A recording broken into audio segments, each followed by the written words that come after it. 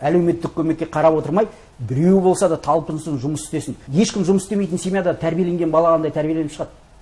Ол ертең жұмыс істегісі келмейді, мемлекет маған бәрін должен сияқты. Осымен жақында әлеуметтік желіде оқыған тұғым. Осы біздің қазақстандық бір жерлесіміз Венгрияға барған екен.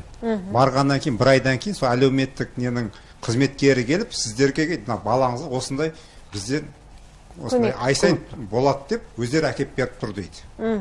Ол кісі мен білмеймін дейді. Мен қай уақытта келген олар таможнядан өткен кезде тіркеуден өтті ғой. Содан біледі. Базадан көріп. Осы кісі сол сияқты бізде менің ойымша статистика болу керек.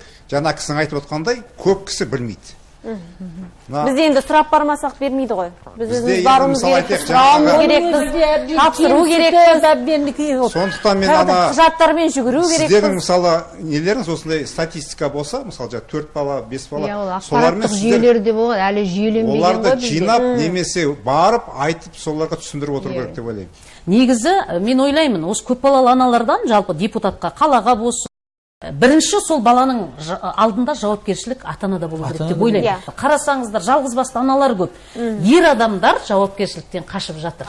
Шыны керек. От қиындыққа түседі. Ер адамдардың титығына тиіп кетті, айтыңызшы.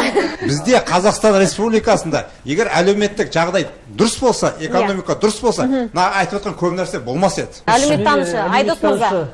Жаңа әлеуметтік көмек көрсетуде, есептеу